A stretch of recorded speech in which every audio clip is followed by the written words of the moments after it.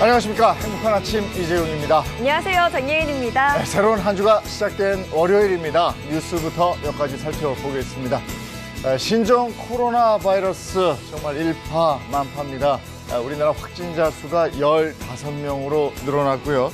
13번째 환자의 경우에는 전세기를 통해서 입국한 중국 우한 교민입니다.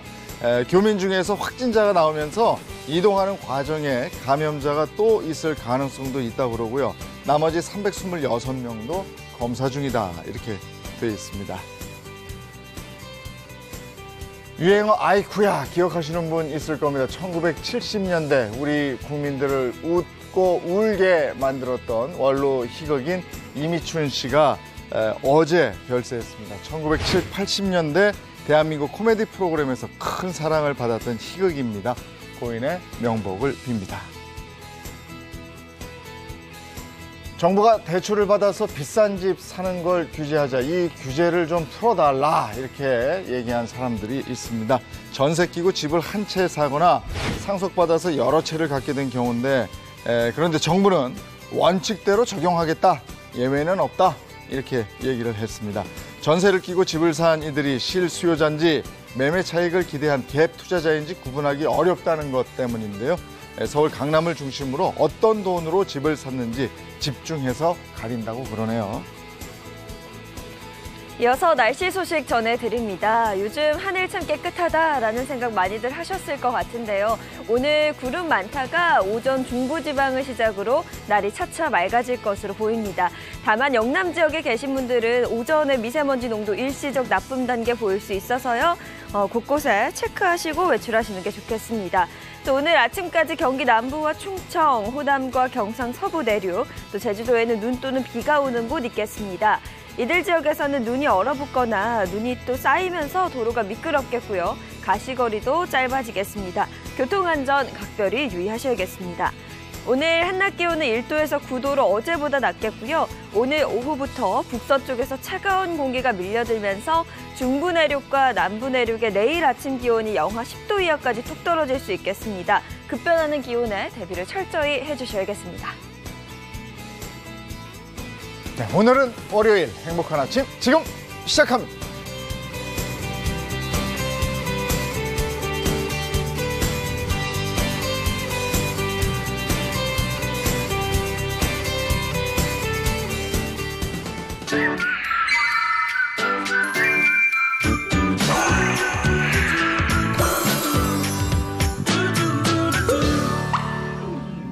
청년들의 취업난이 심각해지고 있다. 이거 계속되는 얘기인데요. 통계청 발표에 의하면 지난 9월 통계예요. 청년들의 체감 실업률이 21.1%다. 그러니까 5명 중에서 1명은 취업 때문에 엄청나게 큰 고민과 스트레스를 받고 있다. 이런 얘기가 됩니다. 네. 저도 공감되는 게 좀 일찍 결혼한 친구들은 벌써 대학을 보내거나 졸업한 애들도 있거든요. 네. 야, 대학 들어가 졸업해 참 걱정없겠다 이러면 아유, 취업 안 되면 미치겠어 이러거든요. 그래요. 또 집안 분위기가 지금 살얼음이래요. 네. 맞아요. 네, 심각한가 봐요. 맞습니다. 요즘에는요, 정말 취업을 하려면 스펙을 쌓아야 돼요. 그래서 취업 스펙이라는 게 또 있는데요. 인턴십에다 봉사활동에다 또 해외 연수까지 가야지 취업이 될랑말랑 이렇게 하니까는 이제 학생들이 이 취업 스펙을 쌓으려고 정말 눈코 뜰 새 없이 바쁩니다. 네. 정말 초, 중, 고, 대, 취업, 거기서 승진, 결혼도 걱정이야 또. 다 걱정이에요. 저도 취업을 때문에 고민했던 기억이 있어서 마음이 더 아픈데요. 그런데 이런 취업이라는 전쟁을 앞둔 대학생들에게 남다른 교육 비전을 제시하기 위해서 도전하고 있는 학교가 있다고 합니다. 바로 아주대학교인데요. 그래서 오늘 이 자리에 아주대학교 박형주 총장을 모셨습니다. 어서 오세요. 네, 안녕하세요. 어서 오세요. 반갑습니다. 먼저 이것부터 좀 여쭐게요. 아주대학교의 슬로건이 커넥팅 마인드예요. 그게 어떤 뜻입니까? 연결지성, 여러 분야들을 자기 전공만 잘하는 게 아니라 여러 분야들을 연결할 수 있는 사람들을 기르자. 우리나라 통계를 보면요. 그 대졸자의 반 이상이 자기 대학 전공과 무관한 분야로 진출한다고 네. 합니다. 그러니까 전공만 잘해서는 미래 시대를 살기 힘들다. 여러 분야들을 연결하고 필요할 때 배울 수 있는 사람들이 이제 앞으로 나와야 되겠다. 뭐 이런 얘기죠. 네.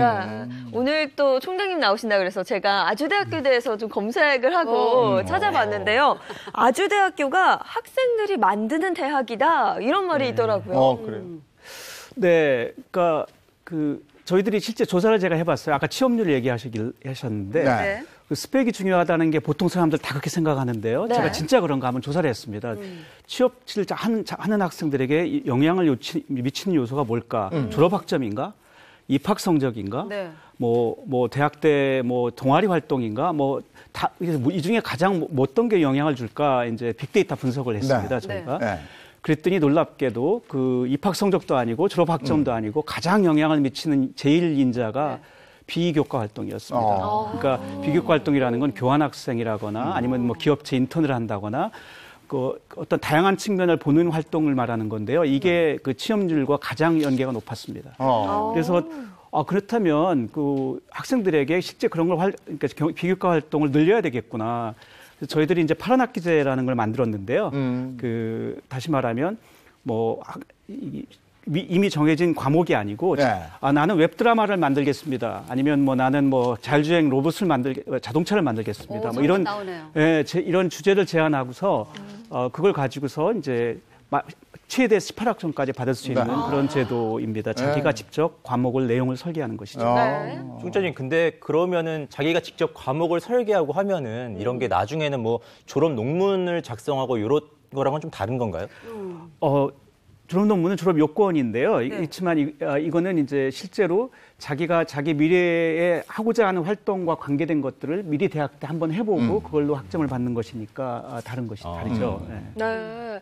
또 이렇게 학생들이 스스로 선택을 한 프로그램을 통해서 굉장히 지역에도 좀 도움이 된다 이런 말도 있더라고요. 네, 저희가 이제 파란 학기 익스트림이라고 하는 프로그램을 만들었는데요. 이게 이제 스탠포드 대학에 비슷한 프로그램이 있습니다. 네. 스탠포드 익스트림이라는. 이런 것들을 이제 모티브로 해서 만들었는데요. 예를 든다면은 지난 학기에는 장애자의 접근성을 어떻게 개선할까 이런 걸 가지고 9학점을 받은 학생들이 있었어요. 네. 여기서 굉장히 좋은 제안들이 나와서 수원시 의회에서 이걸 올해 정책으로 실제 구현하기로 했고요. 또 우리 영문과에 그 시각장애인 학생이 있는데 네. 자기가 버스 탈 때마다 항상 불편했던 걸 가지고 친구들과 의기투합해서 실제 그 해결 솔루션 앱을 만들었습니다. 역시 이걸로 학점을 받았고요.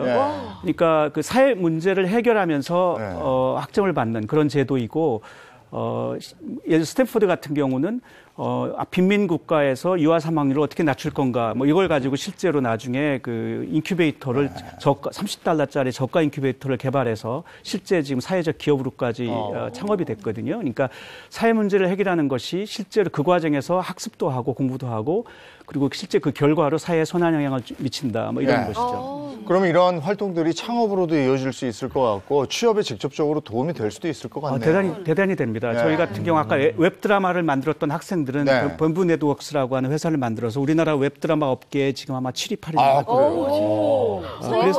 8위. 그래서 실제로 이 과목에서 이 과목의 결과로 창업된 기업들이 여러 개 나왔고 그래서 창업도 학생들이 그 자체적으로 동아리처럼 하는 것도 물론 가능하겠지만 이런 과목을 통해서 실제 문제를 해결하는 경험을 한 뒤에 그게 창업으로 이어지는 것이 좀 더 어떤 성공률이 높습니다. 네. 총장님, 전 아이 둘 스타로서 부모로서 관심이 참 많은데 어떻게 이런 프로그램을 기획하게 되셨어요?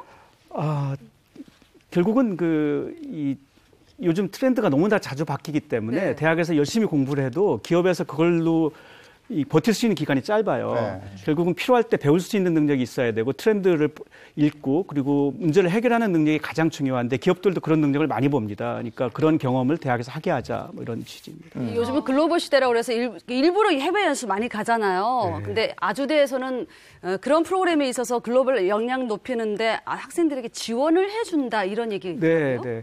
원래 저희가 애프터 유라고 하는 프로그램을 제 전임 총장이셨던 그 김동연 부총리께서 만들었는데요.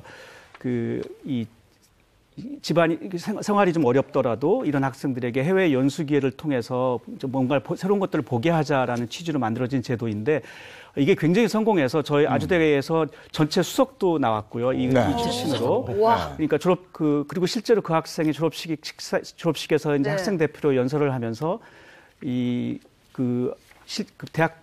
대학이 보내준 그 해외 경험을 통해서 정말 자극이 돼서 자기 인생의 목표도 새로 정하고 뭐 학습의 동기가 생겼다 이런 얘기도 들었거든요. 그래서 이 프로그램이 그래서 정말 성공하면서 지금은 국가 프로그램이 됐습니다. 그래서 파란 사다리라고 하는 그래서 한국장학재단 프로그램이 됐고 다른 대학에서도 일부 이제 시작했습니다. 아주대학교에서는 그 외국인 학생들도 정말 많이 보이더라고요. 네, 저희들이 자랑하는 것은 외국인 학생이 이제 교환학생 포함해서 상당히 있지만 그게 특정 국가에 편중되지 않고 여러 국가, 특히 유럽 국가에서 많습니다. 그러니까 이렇게 유학생의 다양성 지수에서는 저희가 국내 한 3, 4위 정도 할 겁니다. 그래서 저는 이런 다양한 문화를 대학 시절 동안 볼 수 있고 다양한 언어를 체험할 수 있다는 거는 학생들의 미래에서 굉장히 중요한 경험일 거라고 생각합니다. 제 친구가 이사를 했는데 야, 나 완전 복권 맞았어길래 진짜 복권 맞은 줄 알았더니 옆집에 외국인 가족이 산대요. 그 복권 맞은 거잖아요. 근데 자녀들끼리 자연스럽게 대화하면서 교류하니까 그 나라 언어도 익히고 이해도 할 수 있고 자연스럽게 그 문화를. 네, 실제로 아주대학교에서도 그 일을 하고 있는 것 같은데요. 네. 앞으로 아주대학을 어떻게 변화시켜 나갈 계획이신지도 듣고 싶습니다. 네, 교육이 보통 저는 3단계가 있다고 생각합니다. 강의실에서 듣고서 배우는, 즉 learning by listening이죠.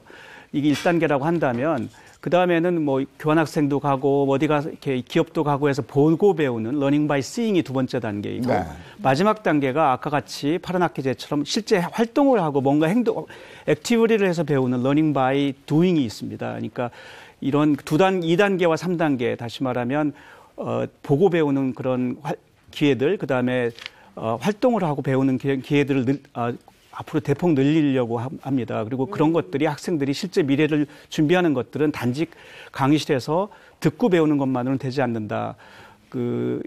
스위스 로잔 연방공대의 경우에는 이런 프로젝트형 과목, 다시 말하면 활동을 해서 배우는 과목을 전체 총 과목의 반 이상으로 늘리고자 하는 그런 현재 작업이 진행 중입니다.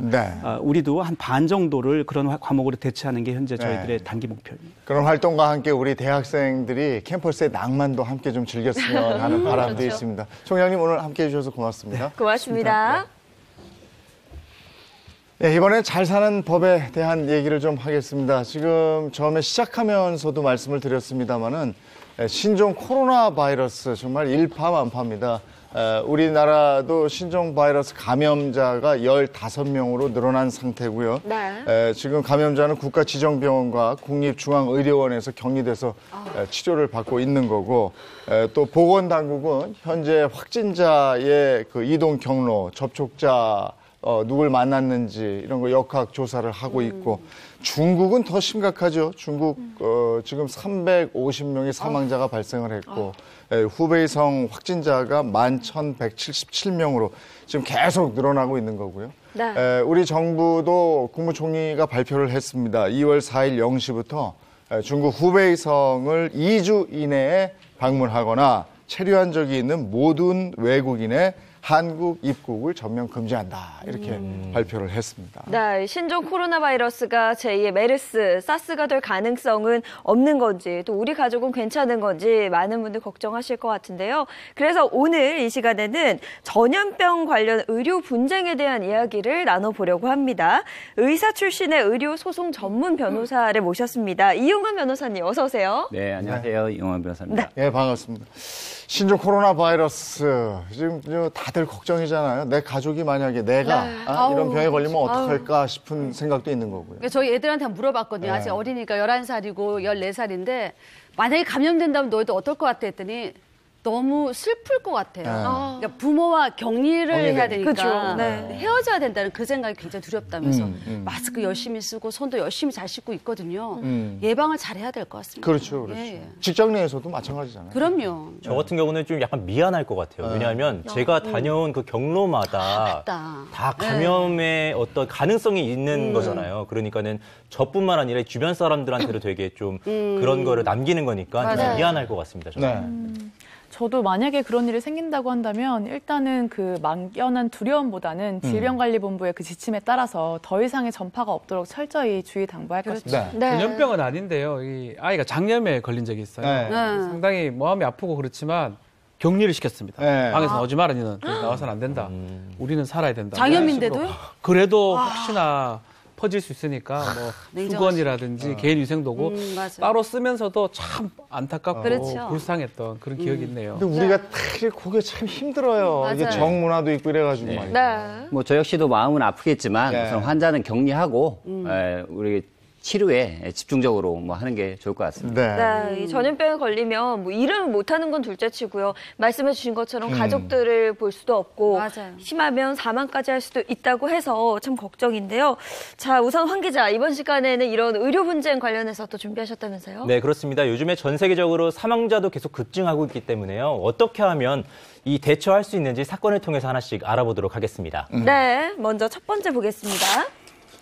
내가 병에 걸리면 피해 책임은 이거든요. 사실 병원이나 사람이 많은 공항에서 감염될 가능성이 크다 뭐 이런 얘기가 있잖아요. 그렇습니다. 이 신종 코로나 바이러스를 국내 확진자가 요즘에 생기고 있잖아요. 네네. 그런데 그분들 중에서는 무증상 입국자도 있다고 합니다. 이건요. 입국을 하실 때는 증상이 없으셨어요. 그래요. 증상이 없으셨는데 와서 보니까는 증상이 내가 증상이 있구나라는 거 아시거나 네. 그때 발견을 하신 겁니다. 그 확진자로 판정받은 3번 환자? 예, 이분도 본인이 걸렸다는 건 모르고 여기저기 막 맞아요. 다녔다면서요. 네. 네, 맞습니다. 이 3번 환자는 우한시에서 이제 명절을 맞아서 가족들을 찾아서 한국에 네. 입국을 하셨는데요. 네. 이제 보니까는 입국 다음 날에 서울의 한 호텔에 머무셨고요. 지금 그림 보이시죠? 예. 네, 렌터카로 성형외과도 방문을 하셨다고 하고 또 보시면 뭐 한강 산책도 하시고 편의점 방문도 하시고 식당도 가시고 정말 많은 곳을 들리셔서 접촉자가 95명이라고 예. 합니다. 그런데 이분이 지난 25일에야 이제 기침과 가래 증상으로 이제 자진 신고를 하셨어요. 네. 그런데 알고 보니까 문제는 22일부터 그 전부터 이 발열과 오한 증세가 있으셨고 자기가 이 병에 걸린 줄 모르시고 계속 해열제를 복용하시면서 거리를 돌아다니셨다는 겁니다. 저 환자분이 저렇게 다니면서 얼마나 많은 사람과 접촉을 했겠어요. 네, 네. 근데 주위에서 많이 궁금해하는 게 눈만 봐도 감염이 된다 이런 소문도 있고 모발을 통해서 감염되니까 삭발한 그런 중국인 간호사도 있더라고요. 맞아요. 네. 어떻게 감염이 되는 건지 정확하게 좀 말씀 좀 해주세요. 이 사실 뭐 지금까지 확실하게 확인된 바는 없습니다. 네. 확인된 바는 없는데요. 근데 기본적으로 이제 바이러스가 이제 기침이나 재채기 등 이 호흡기로 좀 많이 전염이 된다라는 거는 이제 밝혀진 사실이고요. 네. 또한 눈하고 코가 약간 점막이 약하잖아요. 네. 그런 부분을 통해서 바이러스가 침투한다는 이야기도 있습니다. 그래서 이게 바이러스가 전염성이 굉장히 강하기 때문에 병에 걸렸다, 전염이 됐다, 증상이 있다 싶으면은 바로 격리해서 치료하는 조치가 필요합니다. 근데 이게 이번에도 얘기 들어보니까 잠복기가 14일인가 뭔가 이래서 본인도 이제 걸린지를 모르는 거 아니에요. 아무 증상도 없었단 말이죠. 근데 그 이후에 증상이 나타나니까 그래서 여기저기 다닌 건데 그래서 여기저기 다녀서 날 만났던 사람이 이 병에 또 걸렸어. 네. 그러면은 나는 모르고 다녔는데 그렇죠, 맞아요. 네. 그러면 저 책임을 져야 됩니까? 그래도? 모든 범죄에는 기책 사유가 있어야 되는데요. 쉽게 얘기해서 뭐 고의나 과실 뭐 이런 게 있어야 되는데 네. 본인이 걸린지 모르고 다니다가 다른 사람에게 감염시켰다고 하면 본인은 몰랐기 때문에 네. 책임이 없다고 볼 수 있습니다. 네. 다만 감염병 예방법에서는 질병관리본부의 역학조사에 협조하지 않거나 거부하거나 이런 경우에는 2년 이하의 징역 또는 2천만 원 이하의 벌금에 처하도록 하고 있습니다. 네. 그러면 국내에서는 실제로 내가 감염된 걸 알고 있었는데 신고를 하지 않아서 처벌을 받은 뭐 그런 사례가 있었나요? 예, 그 일전에 사스 의심 증세가 있는데도 이를 보건당국에 밝히지 않아서 검찰에 고발당한 그 사례가 있었습니다. 당시에 보건원은 중국에 갔다 오면서 입국 때 공항에서 왜 그 검역 설문서를 작성하잖아요. 있잖아요. 네. 여기에 이제 이상 증세에 대해서 밝히지 않은 겁니다. 이 남자는 결국에 40대 남성이었는데요. 검역법 위반 혐의로 고발이 되었고요. 그리고 또 이 남성이 타고 왔던 그 항공기에 111명이 타고 있었고 그중에서 95명을 조사하고 승무원들 11명은 이제 격리시키는 조치를 항공사에 통보했습니다. 지금 사스 말씀하셨는데 사스 때는 제가 기억하기로는 우리가 WHO에서 모범 국가로 평가를 받았어요. 그리고 그때 무슨 얘기가 있었냐면 한국 사람들은 김치를 먹어서 사스 안 걸린다. 이런 얘기도 했었는데 맞아요. 네. 결국은 이제 한국인들이 좀 더 위생적이다. 그래서 이제 그 사스의 위험으로부터 우리가 좀 안전할 수 있었다. 사망자도 없었고 그때. 맞아요. 그런데 문제가 이제 메르스 때였단 말이에요. 메르스 때는 우리가 186명의 확진자가 나왔고 38명이 사망하게 됩니다. 근데 이 과정에서 메르스로 사망한 환자 유족이 그 감염이 된 그러니까 병원 그렇죠. 이쪽을 상대로 해서 소송을 낸 기억이 있는데 맞습니다. 이게 어떻게 됐는지 모르겠어요. 이 병원하고 국가를 상대로 이 104번 환자예요. 사망했거든요. 국가하고 병원에 과실이 있다면서 소송을 제기했던 유족들이 있는데 여기서는 이 유족 측이 승리를 하면 승소를 합니다. 법원에서 약 한 1억 280여만 원 배상을 하라라고 판결이 됐는데 그 이유 자체는 국가나 병원이 잘못한 게 있다. 잘 관리 못했다라고 인정했던 것입니다. 국가나 병원에 과실이 있다. 처음에 어떻게 전염이 된 건지 좀 궁금한데요. 설명을 해주시죠. 네, 일단 이 104번 환자 이분은요, 사실 굉장히 평범한 가장이셨어요. 그런데 이제 아이가 복통이 나서 응급실에 가셨는데 응급실에 가신 그때부터 약간 본인한테 증상이 오는 겁니다. 뭐 오한이 있고 발열이 있고 이런 증상이 있어서 알고 봤더니 자기가 이 메르스에 걸렸다는 거예요. 그래서 이제 역학조사를 통해서 살펴보니까 당시에 같은 병원 응급실에 있었던 이 14번 환자로부터 병이 전염됐다는 사실이 밝혀졌고요. 결국에 질병관리본부에 신고를 하고 조치를 취했지만 안타깝게도 보름 만에 사망을 하셨다고 합니다. 너무 일찍 돌아가셨어요. 그러니까 병을 치료하러 응급실에 간 건데 거기서 그렇게 전염이 됐으니까 유가족들 너무 괴로웠을 것 같아요. 그렇죠. 그러면 병원 같은 곳에서 다른 환자로부터 내가 감염이 됐다. 그래서 이렇게 크게 아프고 사망에까지 이르게 됐다. 이러면 다 병원이 책임을 져야 되는 겁니다. 그렇지는 않습니다. 당시 사건을 말씀드리면 법원은 보건당국에게 14번 환자 등이 병원으로 옮겨짐에 따라 메르스가 대규모로 퍼졌음에도 14번 환자의 접촉자 파악에서 부실하게 역학조사를 했다고 지적을 했는데요. 메르스 위험 노출 고지와 증상 확인 등 능동적인 감시 의무를 이행하지 않아서 104번 사망자가 메르스 진단 및 치료 기회를 상실하게 했기 때문에 배상 책임을 인정한 겁니다. 결국 역학조사 의무가 핵심 쟁점이고 이를 소홀히 하여 병에 걸렸다면 피해 배상을 해야 된다는 겁니다. 과거에 그 메르스 사태 때 발목 골절로 병원에 입원 중이다가 메르스에 감염이 됐던 사례가 있었습니다. 이때 이 피해자가 국가를 상대로 위자료를 청구했는데요. 이때 이제 초기에 진단 검사를 하고 또 역학 조사를 철저히 했어야 되는데 이런 관리상의 소홀한 그 책임이 인정된다라고 해서 1,000만 원이 인정이 된 사례가 있었습니다. 그럼 이게 지금 의료법에 어떻게 되어 있습니까? 감염병이라든지 뭐 전염병에 대해서 이게 어떻게 되어 있나 모르겠어요. 이 감염병 예방법도 있고요, 의료법도 있는데 의료법에는 일정 그 병상 이상의 의료기관이라면 이 감염위원회나 감염관리실 같은 걸 설치하도록 되어 있습니다. 그래서 감염을 예방하도록 병원한테 그런 의무를 부과하고 있는데 혹시라도 그런 감염위원회라든지 감염관리실 설치를 못했거나 예방하지 못했을 때 이 의료기관에서 책임을 져야 됩니다. 그러면 전염병에 대한 병원이나 국가의 책임 이거를 묻게 하기 위해서 뭘 입증해야 되고 뭐가 필요한 겁니까? 그 감염병 예방법과 그리고 의료법을 근거로 해서 국가나 병원이 역학조사를 제대로 시행했는지 그리고 환자가 감염이 됐을 때 이 환자를 제대로 격리했는지 그래서 추가적인 감염을 막았는지 여부가 가장 중요합니다. 특정 환자에게 전염병이 감염이 됐을 때 그 전파 경로 등 역학조사를 제대로 시행하지 못했거나 또 환자에 대해서 격리를 제대로 못해서 추가적인 환자가 발생한 경우라면 국가나 병원을 상대로 손해배상 책임을 청구할 수 있습니다. 예, 그러기 위해서는 기본적으로 의무사본 기록, 초진 기록 이렇게 그 검사 기록이 필요한데요. 이를 확보하는 게 가장 중요합니다. 그리고 이제 전파 경로를 정확히 파악을 해서 그 사이 역학조사가 부실했는지 이 부분을 밝혀야 되는데 이게 아무래도 시간도 많이 걸리고 굉장히 이제 어려운 부분입니다. 그렇기 때문에 이번에 신종 코로나 바이러스 사태 때에도 전파 경로를 확실하게 파악을 해서 철저히 감염을 예방하는 것이 가장 중요하다고 하겠습니다.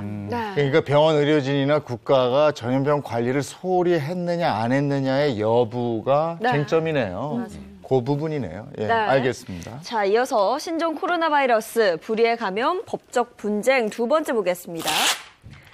격리된 환자와 가족의 인권 이라는 내용이네요. 이게 사실 과거에 메르스 전염병 때 이른바 이제 슈퍼 전파자로 지목된 40대 남성분이 계셨어요. 근데 이분이 벌써 사실 시간이 좀 지났잖아요. 메르스 사태가. 그런데도 지금까지도 슈퍼 전파자로 낙인이 찍히셔서 이제 운영하시던 가게도 다 문을 닫고 또 지금은 약간 우울증 증세 뭐 이런 것 때문에 정신과 치료까지 받으신다고 합니다. 본인도 어떻게 보면 전염병 피해자잖아요.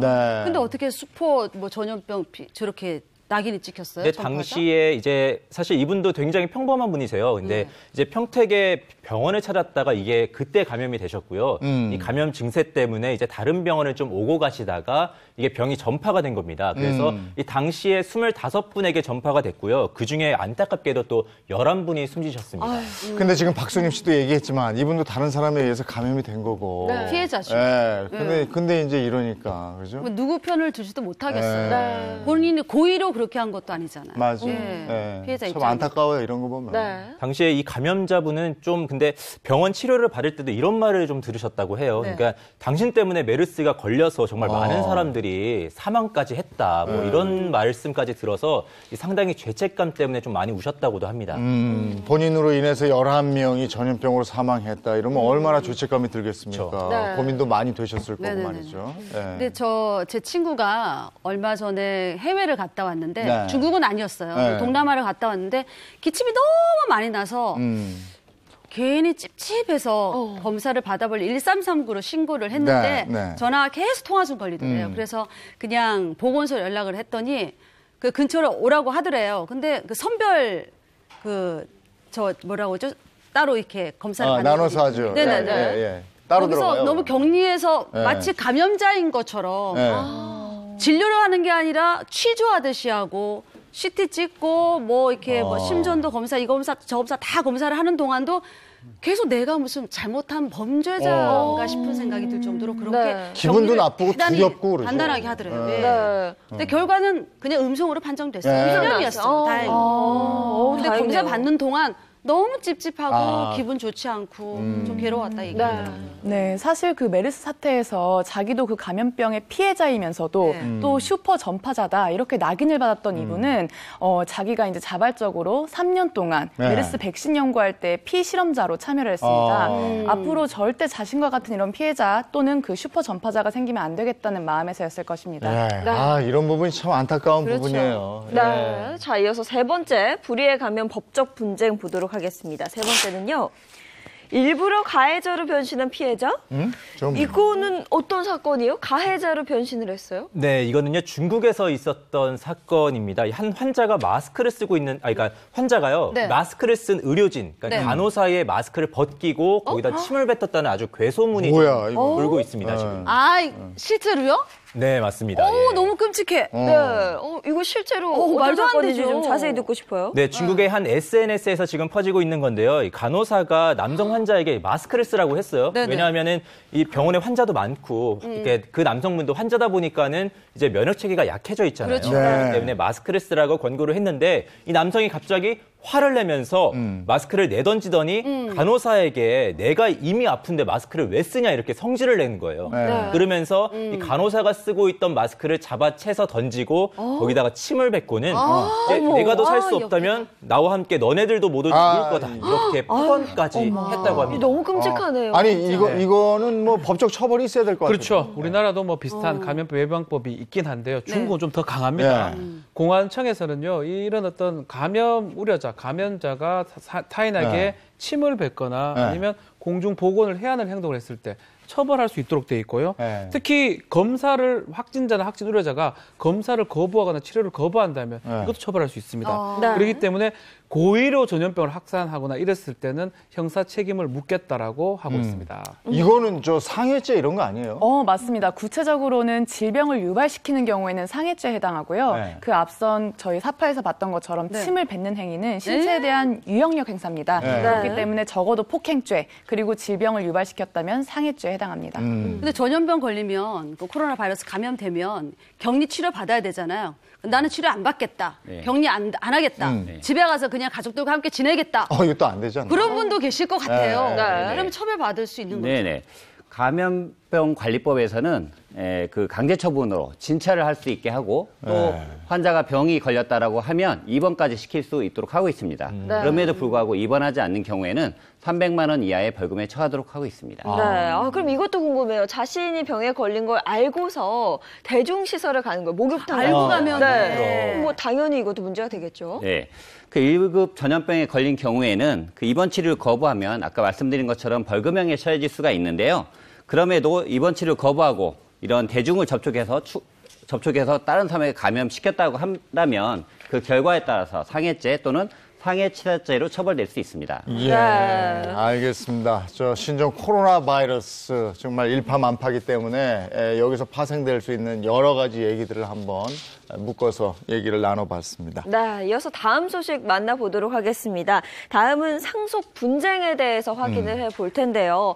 부모의 재산을 가지고 형제들이 싸우거나 혹은 부모와 자식이 싸우는 경우도 있다고 하더라고요. 그래서 오늘 가족끼리 왜 이래 시간에서는요. 상속 분쟁에 관한 이야기 짚어보도록 하겠습니다. 주변에 그런 일 한번 목격한 적 있습니까? 저는 그런 일이 없을 줄 알았어요. 예. 드라마에서나 봤었기 때문에. 네. 근데 어머님 친구분 가족이 그런 걸 겪었는데 6남매를 키우셨어요. 아들 넷, 딸 둘 이렇게 어머님이. 아버님이 돌아가셨고. 근데 이제 재산을 좀 물려줘야겠다 생각하시고 땅이 있으셨나 봐요. 네. 고향에 그 땅값이 올랐어요. 그거를 이제 너희들에 주겠다는데 아들들한테만 나눠준 거예요. 그 딸들은 우린 자식 아니냐 했더니 너희들은 그때그때 어려울 때 조금씩 주지 않았느냐. 그걸로 만족해라. 이게 남존여비 이런 사상이 굉장히 강하신 분이셨어요. 그러면 아들들만 남자 주고. 형제들이 좀 나눠주면 돈 앞에서 누가 그래요? 돈 앞에서. 그래도 가족인데. 아니, 그런 거 없대요. 그래서 근데 법정까지 갔는데 결국은 돈은 받아냈대요. 땅은 받아냈는데 연은 끊어버린 거예요. 아이고. 지금까지 연락을 안 하고 지내고 있대요. 이게 뭐야? 요즘에 참 상속 분쟁의 형태도 다양해진다고 하고요. 상속 분쟁을 하는 경우도 굉장히 늘어났다고 해요. 그렇습니다. 얼마 전엔요 지휘자 금난세 씨도 이 상속 분쟁에 휘말린 바가 그래요? 있다고 합니다. 설마 형제들끼리 막 이렇게 싸운 건 거예요? 네, 그건 아니고요. 이 상속 절차, 그러니까 아버지께 이제 상속을 받으려고 금난세 씨가 그랬는데 이 담당 공무원분이 이랬대요. 이제 보니까는 가족관계 증명서랑 이 상속 신청서랑 성이 다릅니다. 이러면서 이 공무원분이 이 상속 절차를 계속 진행할 수가 없다 그러고 했다고 합니다. 아니 그러니까 서류상의 성이 다르다. 네, 그렇죠. 금씩 같은 거 아닌가요? 그러니까 이게 어떻게 된 일이냐면요. 이제 과거에 금난세 씨의 아버지인 작곡가 이제 금수현 선생님이 이게 순 우리말을 굉장히 좋아하신 거예요. 그래서 이제 자신의 이름을 원래 김씨셨는데 금씨로 바꾸시고 그때부터 계속 아들들 이제 딸들 다 이제 금씨로 사셨던 겁니다. 그런데 이제 과거에 가족관계 등록부에는 자신의 성을 김씨로 이제 사용을 하신 거예요. 그러다 보니까는 이 금난세 씨가 이제 딱 받으려고 보니까 자신의 성은 금인데 아버지의 성은 김씨로 돼 있어서 이게 상속의 절차가 안 된다. 아버지하고 아들이 성이 김금으로 달랐다. 그렇죠. 야 이거 정말. 이거는 뭔가 약간의 실수가 있었던 것 같은데요. 네. 1999년부터 그 호적부를 전산하는 과정에서 한자와 한글을 병기하며 생긴 실수로 알려졌습니다. 결국 금난세 씨가 가족관계 등록부상 성을 금으로 바꿔달라고 소송을 냈는데 1, 2심에서는 가족관계 등록부에 기재된 성은 바꿀 수가 없다라고 해서 패소를 했습니다. 그러나 다행히 대법원에서 다시 판결을 바꿔서 김으로 표시된 성을 금으로 바꿀 수 있게 돼서 상속을 받게 됐습니다. 집안이 순 우리말을 사용하려는 생각에 광복 이후에 가족의 성을 계속 금으로 사용했고 또 각종 사회적 활동에서도 성을 금으로 썼기 때문에 이걸 고려한 결정이라고 합니다. 네. 행복한 아침 월요일 항상 시청하셔야겠어요. 상속에 대한 법을 모르면 네. 부모님 물려주겠다는 재산도 못 받는 경우도 있잖아. 난감하죠. 아니 근데 이런 경우도 있었네. 성이 달라서 정말 이 상속 때문에 난감한 일이 남의 일 아니고요. 또 한두 가지도 아닙니다. 그래서 오늘 가족끼리 왜 이래 사건들 하나하나 짚어보면서 살펴보도록 하겠습니다. 자, 상속 분쟁 첫 번째는요. 이혼과 재혼을 둘러싼 돈 싸움. 예, 이건 어떤 사건인가요? 네, 이제 얼마 전에 통계청이 공개한 자료를 한번 보면요. 2018년 이혼 통계의 전국 이혼 건수가 나옵니다. 네. 여기 보시면 전년 대비 2.5%가 증가한 10만 8,700건의 이혼이 있다고 했고요. 근데 이혼이 자꾸만 증가하다 보니까 자연스럽게 재혼율도 증가를 하고 이 재혼이 증가하다 보면은 따라서 상속 분쟁도 늘어나고 있습니다. 그래서 이 시간에는요. 방금 말씀하셨다시피 이혼과 재혼을 둘러싼 돈 싸움에 대해서 하나씩 말씀을 드리도록 하겠습니다. 돈 싸움 어떤 사연이 있을지 채널 고정하시고 하시죠. 네, 첫 번째 사연은요. 이거는 제가 한번 퀴즈로 내보겠습니다. 네. 실제로 이혼을 한 가족의 사연인데요. 이혼 소송의 결과 친권은 이제 어머니가 갖게 됐어요. 그런데 이제 아버지는 친권은 없지만 자녀들에게 이제 양육비를 주고 있는 겁니다. 그런데 갑자기 아버지가 사고로 돌아가셨다면 이때 이 자녀는 상속을 받을 수 있을지. 재용. 네. 손 들어야 돼요? 네, 손 드셔야죠. 저 이거 상속 받아요. 받아요? 왜냐하면 상속에 있어서 피가 중요하다는 얘기를 내가 들었어. 피가 중요하다. 아버지잖아, 아버지. 어쨌든 아버지니까. 아버지야. 저는 광인 줄 알았어요. 피광하시길래. 저도 그러니까 친자식이니까 양육비 받아왔잖아요. 돌아가셔도 재산은 자기한테 올 것 같아요. 받을 수 있을 것 같아요. 네, 예인 따라가겠습니다. 아니 해야죠. 아니 저는 따라가겠습니다. 받을 수 있습니까? 네, 정답이 궁금한데 오시면 네, 모든 분들 정답입니다. 그렇죠. 네, 그러니까 부부가 이혼을 하더라도 그 아버지와 자식 간의 관계 그리고 어머니와 자식 간의 관계는 변하지 않습니다. 그렇기 때문에 양육권이라는 것은 자녀를 부양하고 양육할 수 있는 권리인 거지 그 양육권과 관련 없이 이제 사망하시면 아버지가 사망하셨을 때 자녀들이 그 재산을 다 받을 수가 있습니다. 다만 자녀가 미성년자인 경우에는 갑자기 그렇게 받은 상속재산을 관리하기가 어렵잖아요. 이때는 친권을 가지고 있는 어머니가 그 재산을 대신 관리해주기도 하는데 이럴 때 이제 문제가 생기는 경우들이 가끔 있습니다. 그럴 수 있겠어. 만약에 이런 상황에서 퀴즈를 하나 더 내면 그 아버지의 재산, 그러니까 이제 돌아가셨잖아요. 그 재산을 어머니가 가졌는데 이 어머니가 재혼을 하시고 재혼한 남편에게 재산을 줬다. 남편에게 줬어. 이거는 가능할까요? 그거 안 되죠. 수림. 네. 그게 문제라고 해요. 그거 가능하지 않죠. 그건 사기친 거지. 사기친 거죠. 재용. 그건 이미 건너가 버려서 이제 건너갔잖아. 그러니까 함을 건너가서. 이 아버지는 나하고는 피가 섞이지 않은 아버지 아니에요. 그죠, 재혼했으면. 재혼했어. 네, 그렇죠. 끝났지 그러면. 줘버렸기 때문에. 그러니까 이 돈을 어떻게 가져오겠어? 넘어간 거예요, 이거. 그러니까 이 엄마가 참 이게 얼토당토 않는 짓을 한 거야. 그러니까요. 근데 이렇게 건너갔으면 이 엄마는 지금 재산이 없는 상태고 이쪽에 가 있으면 이게 올 수는 없을 것 같아요. 이게 사건이 있어요? 예, 네, 그렇습니다. 한번 자세히 실제 듣고 싶어요. 사건이 있는 건데요. 이 40대 주부님의 한 사연입니다. 이 전 남편과 두 딸을 낳은 뒤에 이혼을 하시고 이제 재혼을 하신 거예요. 그런데 이 전 남편이 두 따님을 키우시다가 이 딸들에게 수억 원대의 땅을 남기고 사고로 세상을 떠납니다.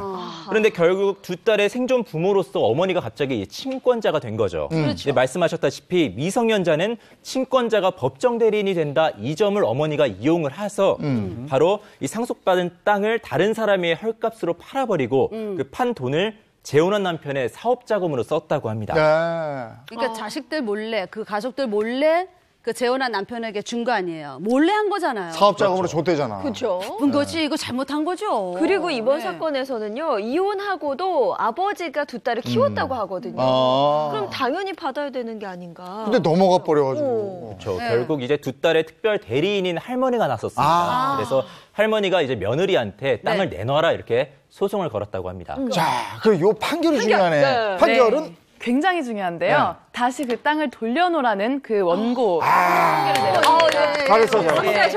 왜냐하면은 이거는 법정 대리인인 어머니가 그 의무에 위반하는 행위를 한 거예요. 그 땅이 딸들을 위해서 이제 상속재산으로 잘 관리를 했어야 되는 건데 이걸 오히려 넘겨버렸기 때문에 특별 대리인인 할머니가 이제 소송을 제기했던 거고요. 결과적으로 따님들은 아버지의 재산을 상속받을 수 있게 되었습니다. 할머니 승. 그러니까 혹시나 못 받을까 봐 걱정했는데. 판결 잘하셨네. 그러니까요. 자, 가족끼리 왜 이래? 상속 분쟁 두 번째 보겠습니다.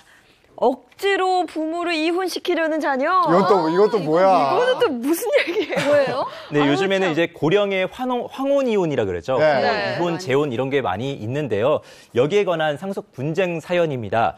이제 사연을 말씀드리면은 이 70대 어머니가 아들 손에 이끌려서 이제 이혼을 하러 법원을 찾았어요. 근데 사연을 들어보니까는 30년 전에 이 어머니가 재혼을 하셨습니다. 이제 어머니 밑에는 딸이 하나 있었고 이 재혼한 남편분 밑에는 아들이 하나 있었는데 이제 30년을 정말 알콩달콩 잘 사셨어요. 그런데 이제 나중에 보니까는 이 아들이 보니까는 이제 을붓아버지죠. 을붓아버지의 재산을 자기가 물려받지를 못한다는 거예요. 그러니까는 이 사실을 알게 되니까는 어머니한테 이혼하라고 계속 종용을 했다는 거죠. 그러니까 이런 경우에는 오는 재산이 아버지가 돌아가셔도 본인한테 안 온다. 의붓아버지라. 그렇죠. 이건 법이 어떻게 돼 있는 거예요? 네. 아까 말씀하신 것처럼 피. 혈연이 연결되지 않았기 때문에 상속을 받을 수가 없습니다. 다만 이런 경우에는 입양을 해서 양자가 되면 상속이 가능합니다. 양자가 되는 방법. 입양을 해야 돼요. 예, 이 보시면요, 이 사례의 어머니와 을붓아버지의 재산이 대부분 을붓아버지의 것이었어요. 그러니까는 어머니가 돌아가시게 되면 말씀하셨다시피 아들이 이 상속을 받을 수가 없으니까 이게 안 되는 거예요. 근데 잠깐 보니까는 어머니랑 을붓아버지랑 아까 30년을 넘게 사셨잖아요. 그러다 보니까는 이혼을 하실 경우에 이 상속 재산의 절반이 아들의 것이 됩니다. 그러니까는 아들이 돌아가시기 전에 차라리 이혼을 해서 나에게 재산을 물려달라 이렇게 말씀을 했던 겁니다. 이 아들 못됐다. 그러니까 돌아가시고 나서 받을 나에게 올 그 재산만 그것만 생각하는 거 아니에요. 그렇죠. 그러니까 건강하게 오래 사십시오 이게 아니라 빨리 어떻게든 이 돈 내가 가져야지 이런 생각만 하고 있으니까 그건 나쁜 거죠. 어머니하고 의붓아버지도 아들의 마음으로 키웠을 텐데 진짜 통곡하셨겠네요. 사실 저도 시어머님하고 같이 살고 있거든요. 아버님 한 8년 전에 돌아가셨는데 저는 그렇게 생각해요. 어머님이 이렇게 사시다가 많이 좀 적적하시면 마음 맞는 배우자가 생기면 그때 자식된 도리로서 좀 잘 행복하게 사시게끔 이렇게 맺어지게끔 도와주는 그런 역할을 하고 싶거든요. 그런데 잘 살고 있는 것도 더 잘 살게끔 이렇게 효도를 해야 되는데 잘 살고 계신 분을 갈라놓는다는 건 그건 말이 안 되죠. 잘못한 거죠. 자, 우리가 생각은 이래요. 근데 법은 어떻게 생각하고 있을까? 멀쩡히 잘 살고 있는 나와 나의 부인을 갈라놓으려고 했던 이 의붓 아들. 법적인 책임을 물을 수가 있습니까? 아들이 뭐 이혼하라 해가 이혼이 되는 게 아닙니다. 그렇죠. 이혼을 시킬 수 있는 권한이 있는 것도 아니기 때문에 아들한테 뭐 이런 책임을 물을 수는 없어요. 이혼 관련된 부분. 다만 이혼을 종용하면서 폭행이나 뭐 협박 이런 행동을 했다 그러면 뭐 가정 폭력 범죄가 됩니다. 그런 걸로 법적 책임을 물을 수는 있습니다. 그러니까 이 사례를 들었습니다. 이렇게 괘씸한 자식들도 있어요. 자, 이어서 세 번째 한번 보겠습니다. 이혼 재산 상속 분쟁. 세 번째는요. 몰랐던 이복 동생의 동생 등장을 했어요, 새롭게. 막상 드라마 이런 데서 많이 보이잖아요. 갑자기 그렇죠. 나타나서. 예, 맞습니다. 요즘에 재혼 가정이 굉장히 많아지고 있는 만큼 이런 이복 형제들의 상속 분쟁도 늘어나고 있다고 합니다. 이 사연을 말씀드리면요, 이 부모님이 돌아가시고 이제 형제들이 사이좋게 이제 똑같이 재산을 나누자 뭐 이렇게 합의가 된 거예요. 그런데 드라마처럼 정말 갑자기 연락도 없던 숨겨진 아버님의 숨겨진 아들이 등장을 한 거예요. 이복 동생이 나타나서는 자기도 아버지의 친자식이다 이렇게 주장을 하면서 재산 상속을 또 요구를 했다고 합니다. 갑자기 이제 자녀들 입장에서는 좀 황당할 수도 있는. 그러니까 부모님이 계실 때, 친아버지 계실 때 연락을 좀 하고 지낸다거나 좀 동양을 했다거나 그러면 충분히 받을 수 있죠, 재산도. 근데 뭐 연락하지도 않고 지내다가 갑자기 돌아가시니까 아이고 제가 아들입니다. 짠 쭉 이렇게 손 내미는 건 이건 진짜 나쁜 거라고. 네. 형제들은 당연히 재산을 나눠주고 싶지 않을 텐데요. 괘씸해서라도. 네. 이거 좀 어떻게 되나요? 그럼에도 불구하고 지금 계속 얘기하지만 상속은 혈연대로 갑니다. 만약에 친자식이 맞다면 뭐 이복 동생이든 누구든 상속을 받을 수가 있고요. 다만 가족관계등록부에 이 등록이 안 돼 있어요. 네. 그런 거를 우리가 인지라고 그래요. 아버지 살아있으면 아버지를 통해서 인지 청구를 해서 그걸 판결을 받으면 되는데 지금 사망을 했잖아요. 사망했기 때문에 우리 법에 따르면 2년 이내에 인지를 요청할 수 있고 인지가 된다면 이 판결문을 받아서 상속을 받을 수가 있습니다. 자, 그러면 이거 생각해봐요. 다 끝났어. 네. 상속 분배 다 끝났어. 네. 그다음에 뒤늦게 한 거예요. 네. 그래서 나도 아버지의 아들이다. 이거 어떻게 됩니까? 뭐 그렇다고 상속이 완전 무효가 되는 건 아니고요. 그 상속 관련돼서 자신이 받을 수 있는 상속분, 뭐 만약에 유언이 없다면 법정 상속분은 뭐 1대1대1입니다. 그 상속분에 대해서 이 상속 더 달라고 청구를 할 수가 있습니다. 네, 이때 기간이 굉장히 중요한데요. 이걸 민법으로는 상속 회복 청구권을 행사한다라고 합니다. 네. 근데 이 상속 회복 청구권은요, 내 상속분이 침해당했다는 걸 안 날로부터 3년 내에, 그리고 그런 침해 행위가 있었던 날부터 10년 내에 행사를 해야 됩니다. 그러니까 만약에 이 두 기간 중에 하나라도 먼저 도과가 돼버리면 행사할 수가 없어요. 그러니 이제 뭐 3년, 10년 이걸 기억하지 마시고 내 상속분이 침해됐다. 그럼 바로 그때 법적인 구제수단 을 강구하셔야 합니다. 네, 아니 앞서 박수림 씨 얘기가 딱 맞아요. 행복한 아침을 보셔야 됩니다. 그럼 봐야지. 이게 똑똑하게 알고 준비를 해야 되는 8시부터 거거든요. 9시 20분. 아니, 하는 김에 이것도 더 한번 해볼게요.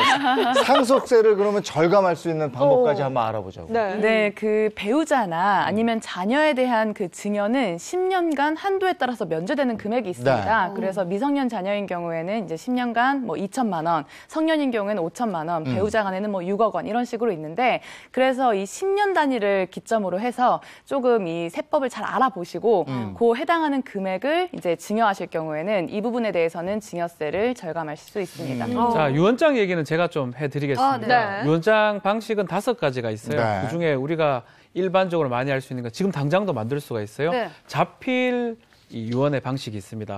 다만 지금 쓰면 됩니다. 지금 쓰면 돼. 지금 쓸까요? 타이핑을 하면 안 되고요. 그 애들한테. 자필로 직접 적어야 되는데 네네. 중요한 거는 날짜, 연월일을 꼭 적어야 되고 주소를 적어야 됩니다. 주소 대충 뭐 서울 뭐 어디에서 이렇게 적지 않고 정확한 주소를 기재하면 훨씬 낫고요. 살고 있는 집 주소. 서명하고 날인을 한다면 또 그 내용만 적어 놓는다면 자필 유언으로서 효력이 생기는데 다만 이게 사실 무효가 될 가능성이 크기 때문에 좀 문제가 된다면 공정 증서, 공증을 받는 방법이 또 택할 수가 있습니다.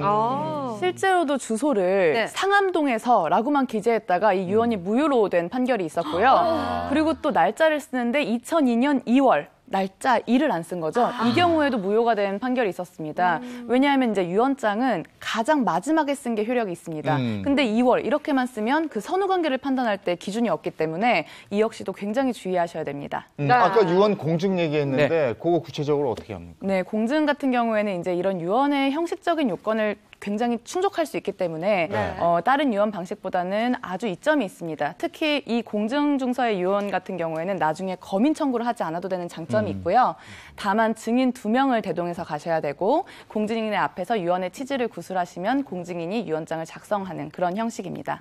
어떤 사람이 그러면 그 증인으로 쓸 수 있어요? 공정증서의 유언 방식이 장점이 많아요. 거의 유효할 가능성이 높고요. 자필에 비해서. 다만 비용이 좀 들긴 한데 또 한 가지 증인이 꼭 필요합니다. 그러니까요. 증인 2명이 필요한데 아무나 해서는 되지 않고요. 미성년자는 안 되고 이해관계 있는 사람, 특히 상속을 받은 사람이 본인이 증인이 될 수가 없습니다. 그래서 증인 결격자가 증인이 됐을 때 증언 유언 자체가 무효가 됩니다.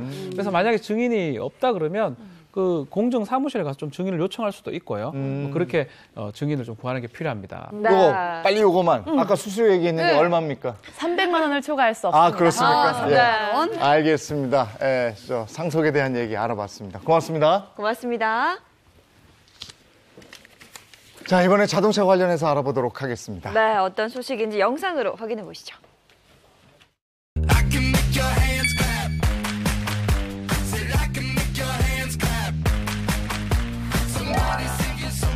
Sinning in the city, I know too many troubles. All these lovers got you losing control.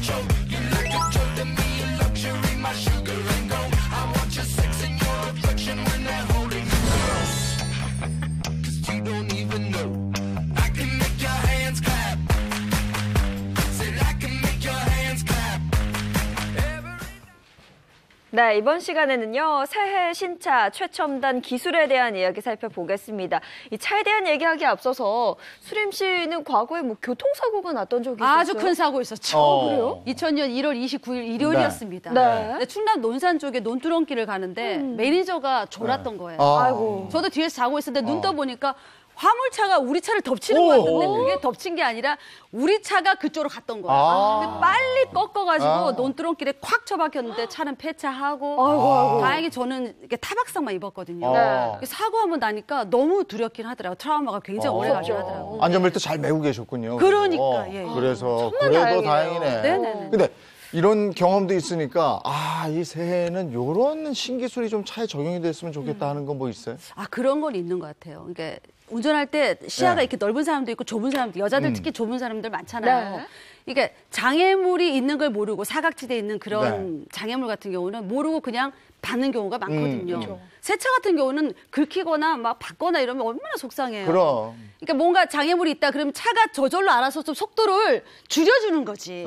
네, 딱 줄여주고 알아 천천히 가게끔 인식하고. 그렇죠. 네. 그런 거 있지 이제 나올 때 되지 않았나요? 네. 나왔나요? 실제로 그런 차들이 있습니다. 그죠? 그래서요, 이번 시간에 새 신차 기술 한번 좀 살펴보도록 좋죠. 하겠는데요. 네. 네, 보시면은 새해 출시하는 자동차들 중에는 이런 게 있습니다. 이제 자동차 중에 전방에 장애물, 뭐 자동차가 있다거나 보행자가 있다거나 이럴 때 이 충돌을 최소화하기 위해서 스스로 속도를 줄이거나 또는 멈추는 자동차들이 나오고 있는데요.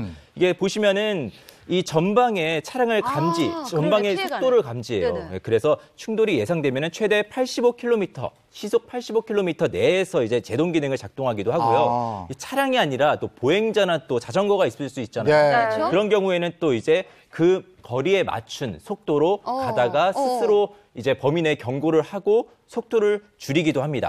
마찬가지로 이제 교차로에서 오는 차량도 이제 네네. 스스로 이제 거리를 살피다가 자동차가 스스로 멈추는 그런 기능이 요즘 신차에는 탑재되고 있습니다.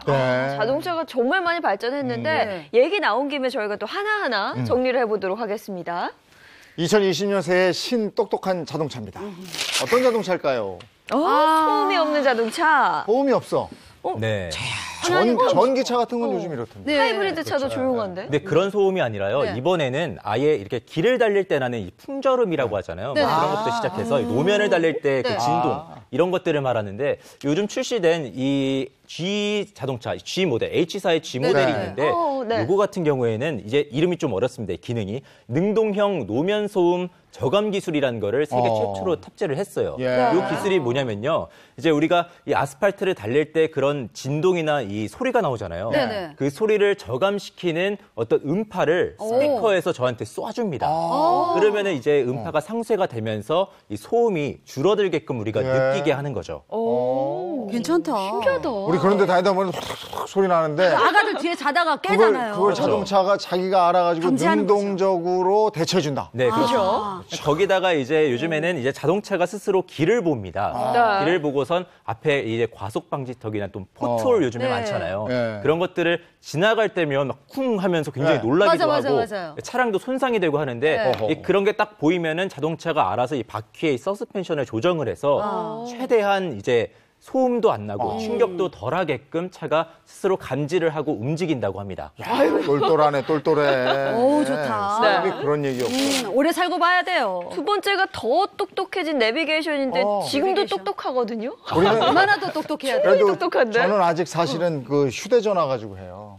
그래요? 전화기 가지고 가는데 이제 차 안에 있는 거는 업그레이드 해야 되고 막 맞아요. 이랬거든요. 복잡해요. 맞습니다. 네. 요즘에 이 초보분들 특히 그러신데 이제 내비게이션을 보다가 뭐 이렇게 거리를 보다가 이게 사실 이게 안 될 수가 있어요. 이게 내비게이션을 봐도 이게 여기로 빠지는 건가 저기로 빠지는 건가 막 헷갈리거든요. 네. 이제 그런 거를 대비해서 요즘 자동차에는 증강현실이라는 기술을 이용해서 내비게이션을 만들었습니다. 이게 뭐냐면요. 이 차량의 길을 이렇게 찍어요. 길을 찍다가 이쪽으로 빠지셔야 됩니다 하면은 이 찍은 길을 지금 그림 보시는 것처럼 거리에다가 직접 보여주는 겁니다. 이 길로 빠지라, 저 길로 빠지라. 차회전입니다. 네, 우회전입니다. 그렇죠. 이거. 지금 보시는 것처럼 거리에다가 직접 실제 거리를 보여주기 때문에 이제 운전자들도 훨씬 직관적으로 이걸 살펴볼 수가 실수 있는 없겠네, 거죠. 그러면. 그렇습니다. 괜찮다. 너무 똑똑해졌는데요? 저게 증강 내비게이션이에요. 네, 그렇습니다. 아니, 무슨 게임 하는 것 같아. 맞아. 아, 그래서 그 길대로 가면 된다? 네. 알았어요. 자, 이번엔 이거 주부들한테 좋다. 가스밸브. 이거 주부들한테 좋아요. 네네. 아, 이거 뭐 가스로 가는 차예요? 아니요, 가스 밸브를. 아, 집에 있는 집에 거? 있는 거. 여보세요. 가스 밸브거든요. 집에 가스 밸브 잠궜는지 안 잠궜는지 항상 걱정이 돼요. 깜빡깜빡 맞아요. 하시잖아요. 이제 신차 중에서는 차량의 집안에 이제 IoT 기능이라고 하잖아요. 네. 이제 사물 인터넷 기기의 상태를 살펴보거나 또는 조정할 수도 있습니다. 이렇게 자동차에 터치 스크린이 있잖아요. 네. 이걸로 이제 뭐 집안에 뭐 문이 잠겼다 열렸다 뭐 이런 것부터 시작해서 방금 말씀하신 가스 밸브도 있고요. 또 이제 온도도 체크할 수 있고 뭐 이런 건 다양한 것들을 체크하고 이제 이거를 온앤오프, 그러니까 껐다 켰다도 할 수 있는 건데요. 말씀하셨다시피 어디를 갈 때 가스 밸브 잠겼나 이렇게 그렇죠. 헷갈릴 때 많잖아요. 네, 네. 그럴 때는 바로 이제 이 시스템을 이용해서 이제 뭐 가스 밸브가 열렸으면 그 자리에서 바로 차량 안에서 잠글 수도 있는 겁니다. 아, 깜빡깜빡 하는 분들한테는 뭐 최고네요. 든든한 네. 자동차가 되겠고. 네 번째. 그러면은 이거 좋다. 이게 제일 중요한 거네. 미세먼지 없는 거. 그렇죠. 네. 요즘에 이제 미세먼지 때문에 굉장히 또 네. 신경 쓰시는 분들도 많으시고 많죠. 또 아이를 또 차에 태우시면은 그게 더 걱정이 되시잖아요. 네. 요즘 신차에는 이런 미세먼지에 대응하기 위한 굉장히 정밀한 공기청정기를 탑재를 합니다. 이제 실제로 차량에 유입되는 공기를 철저한 이제 공기정화 기능을 거쳐서 뭐 2단 필터, 3단 필터 이렇게 거쳐서요. 네. 미세먼지가 실제로 들어오지 않게끔 하기도 하고요. 또한 이제 실시간으로 미세먼지 농도를 계속 측정을 합니다. 이래서 미세먼지 농도가 이제 좀 기준치보다 높다, 낮다 이러면은 바로 이제 공기청정기를 작동을 시켜서 실내 공기를 계속 환기를 시킬 수도 있습니다. 대중교통에도 저런 거 나왔으면 좋겠어요. 네. 지하철도 그렇고 네. 버스도 그렇고. 맞아요. 가족들 같이 타면 참 좋을 것 같아요. 네. 이제 필터가 이제 고성능이 되겠네요. 그렇죠. 이제 성능을 조금만 더 말씀드리면은 이제 공기 정화뿐만이 아니라 이제 악취 같은 것도 나잖아요. 네. 가다 네. 보면은 막 네. 하수도 냄새 나고 막 그러는데 네. 이럴 때 이제 참수 필터 같은 거를 차량에 탑재를 해서 그런 것도 감지를 해서 네. 다 걸러주기도 하고요. 또한 앞에만 있는 게 아니라 뒤에 2열, 3열 이제 다른 곳에도 이제 이 공기 필터나 이런 것들이 작동을 해서 좀 더 운전자뿐만 아니라 같이 탑승한 사람들한테도 다 이 기술이 적용되게끔 네. 만들었습니다. 네. 아니, 요즘에 이런 얘기 들어보면요. 네. 얼마 안 가서 네. 모두가 사장님이 되는 시대가 올 것 같아요. 뭐냐면 이제 내가 직접 운전 안 하고 네. 그 시간에 이렇게 하고 그렇지, 있으면 그렇지. 나를 데려다 주는 거예요. 이제 뒤에서 자율주행차가 타고. 상용화되고 뒤에서 가자 이러면 가고 그렇죠. 너무 게을러져. 해야 돼요. 그러면 자동차 안에서 또 뭔가를 하려고 될 거예요. 그렇죠. 그죠? 게임하겠죠, 애들은? 게임도 하든지 뭐 검색도 야 이거 다양한 정말 거 앞으로 하겠죠. 점점 좋아지는 것 같아요. 이게 이런 세상이 또 금방 온다니까. 그렇죠. 그럼 정말 차 신기한 좀 것 더 같아요. 기다렸다가 그 차로 바. 다시 오늘 고맙습니다. 고맙습니다. 네. 방학 때 아이들 데리고 뭔가 도움이 되는 뭐 어디 가고 싶고 막 이렇잖아요. 네. 그런 그 알찬 체험 캠프가 있다고 그래서 알려드리려고요. 네, 특히나 책을 아무리 외워도 이해가 잘 되지 않았던 과학의 원리를요, 체험을 통해서 쉽게 이해할 수 있는 또 캠프 현장이 있다고 합니다. 그 현장의 모습 함께 가보시죠. 경기도 안성시 이곳으로 전국 각지에서 아이들이 모여든다고 해서 찾아가 봤습니다. 벌써부터 한껏 들뜬 아이들. 아이고 뭐가 저리도 신나는지 웃음꽃이 끊이지 않고 피어오르는데요. 밖에서 하는 과학은 재미없는데 여기서 하는 과학은 재밌어요. 만들고 놀 수 있잖아요. 방학을 맞아 전국에서 과학을 좋아하는 초등학생 어린이들이 한자리에 모였습니다. 바로 어린이 과학 캠프. 처음 보는 사이라 서먹서먹할 새도 없이 협동심을 끌어올리는 게임이 시작되고 여기 바로 거기요. 자, 네 번째 컴퓨터 다섯 번째 컴퓨터. 바로. 이어서 손에 손을 맞잡고 훌라후프를 통과하는 고난도의 게임이 시작됩니다. 처음인데도 호흡이 척척 들어맞죠. 이어진 게임은 층층이 쌓은 컵으로 작은 공받기. 성공을 비는 간절한 마음으로 응원을 해보는데요. 긴박하게 이어지는 게임들을 통해 아이들은 어느덧 친구와 함께하는 것이 익숙해집니다. 잘 어울리기는 싫어하는데 기존 캠프 속에서 어울리기가 너무 재밌어졌어요. 그래도 조금 연습을 해서 좋아져가지고 좋았어요.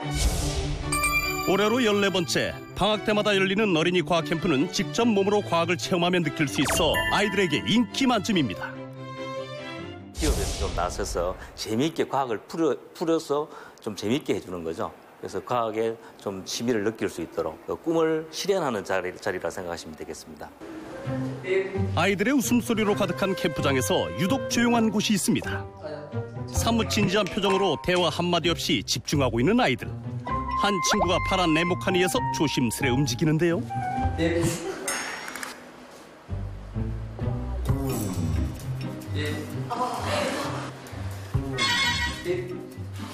간 거는 똑같이 밟고 새로운 길을 찾아야 되니까 어려워요. 오로지 앞 친구의 움직임만으로 보이지 않는 탈출구를 추리해야 하는 게임입니다. 정답을 알면 쉽지만 힌트 하나 없이 추리로만 풀어가야 하다 보니 여간 어려운 게임이 아닌데요. 이번에는 거의 다 왔는데 아쉽네요. 다 못 찾던 거를 제가 딱 찾아냈다고 생각을 하면 기쁘잖아요. 약간 다른 사람이 못했던 걸 내가 했다고 생각하니까. 협동심도 기르고 두뇌 게임도 했으니 이번에는 혼자 할 수 있는 놀이를 해볼까요? 뭔가 생소한 물건들이 놓여 있는데 이건 무엇에 쓰는 물건인고? 나를 응원하는 마음을 담아서 한번 간판을 만들어 볼게요. 길거리에서 흔히 보던 네온 간판을 직접 만들어보는 시간인데요.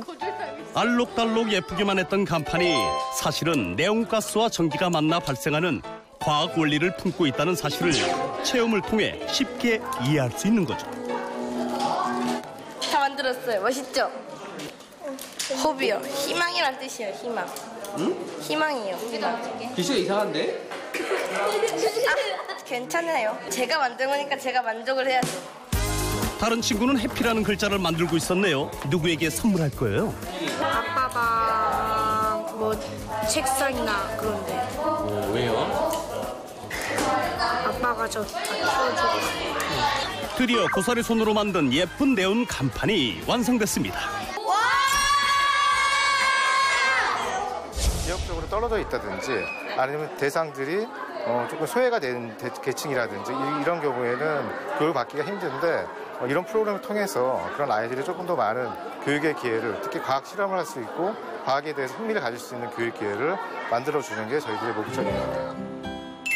과학과 함께 열심히 놀다 보니 어느덧 날이 저물고 오늘 과학 캠프의 하이라이트가 시작됐습니다. 안녕하세요. 저희는 종이 비행기 국가대표팀 위플레이입니다. 만나서 반갑습니다. 다짜고짜 종이 비행기를 날리는데 어라 날아가질 않습니다. 이거 참 신기한데요. 이어서 한순간도 눈을 뗄 수 없는 기상천외한 종이 비행기 묘기가 이어집니다. 아이들이 정말 좋아하는데요. 과학적인 관점보다는 조금 더 놀이적인 수준과 스포츠적인 관점에서 전달하면서 좀 간접적으로 과학 원리를 알려줄 수 있다면 같이 여러분들 접고 날리는 거 배워보도록 하겠습니다. 손으로 한 번 정도 주름을 이렇게 접은 다음에 카드를 활용해서 한 45도 각도로 기울여서 쭉쭉 밀어주세요. 단순히 쉽게만 생각했던 종이 비행기 속에 숨겨진 정교한 과학 원리를 이해하며 한 땀 한 땀 종이를 접는 아이들.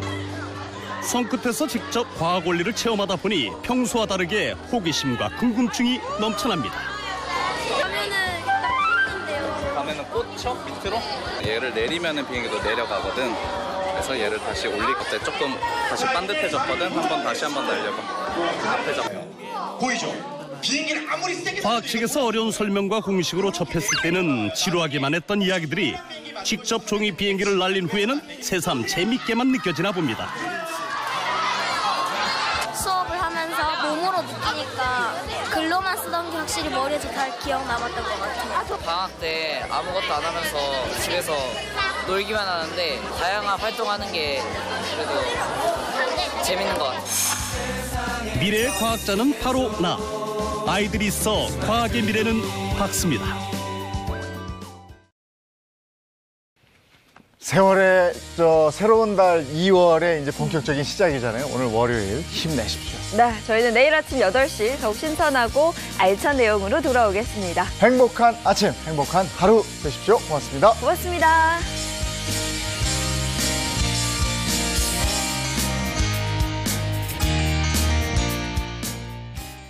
채널 A